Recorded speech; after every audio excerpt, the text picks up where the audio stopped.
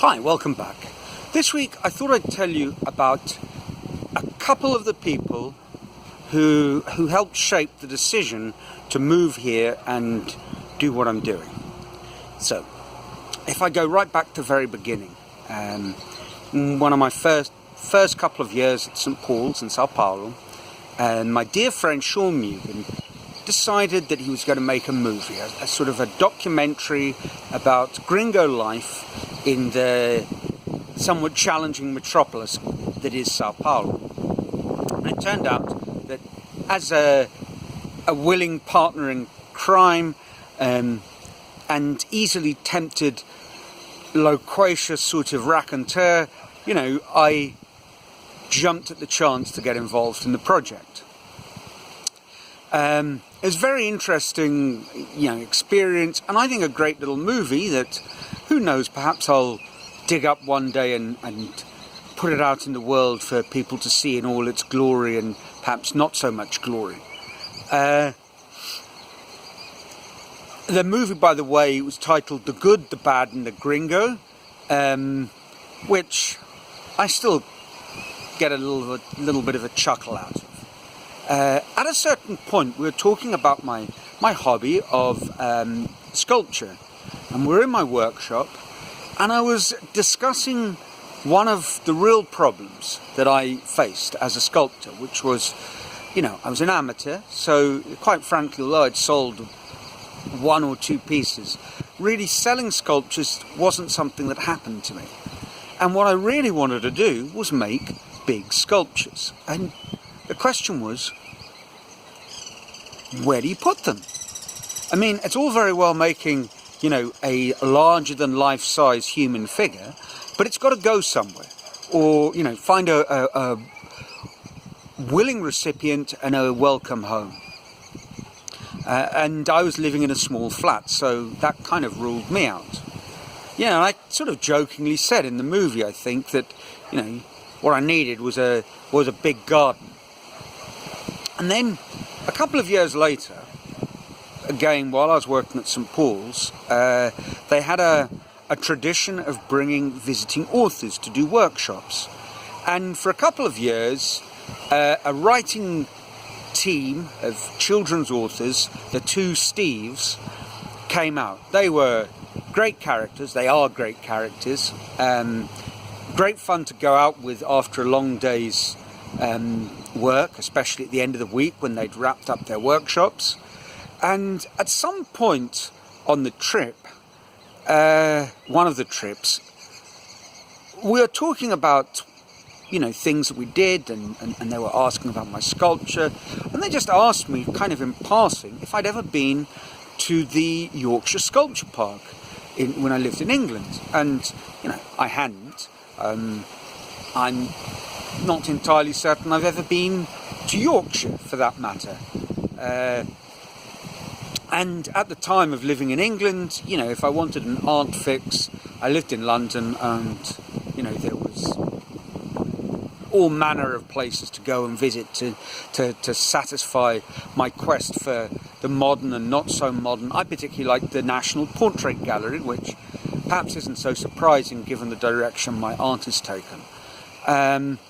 So I'd never been up to Yorkshire, and I'd certainly never been to the Yorkshire Sculpture Park.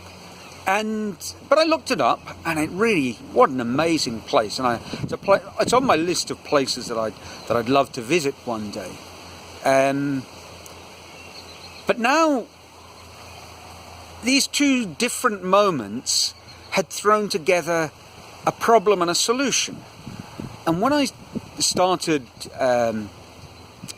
taking a new turn in my life seriously with Rita, we were living together, and we'd come up here to the northeast, and I'd seen this land.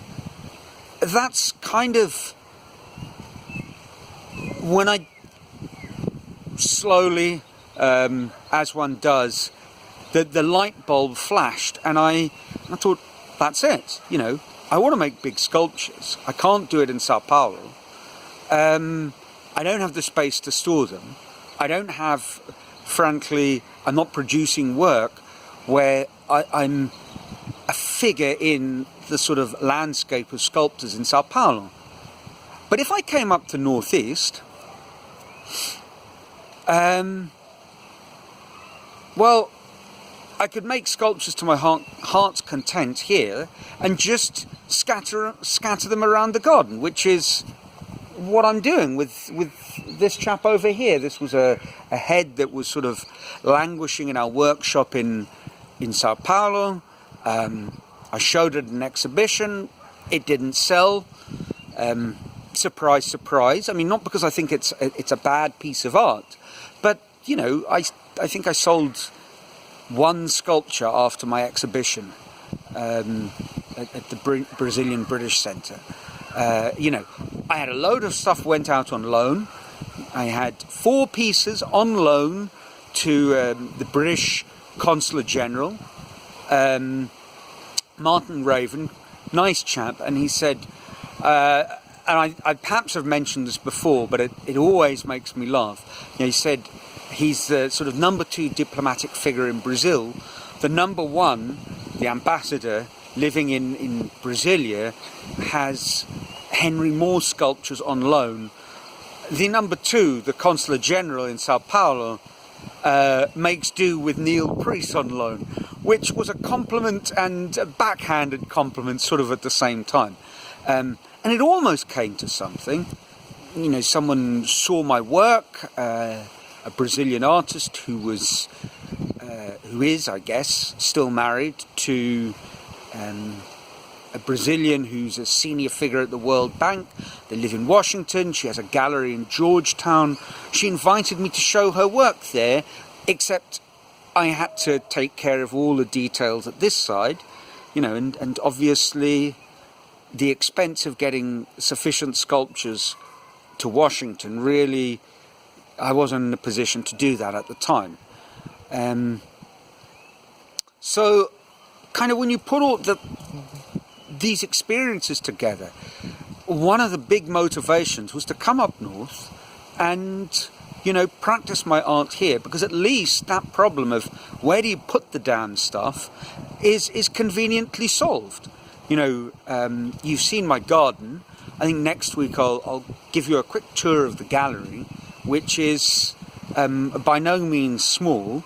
So my dilemma of storage is largely solved.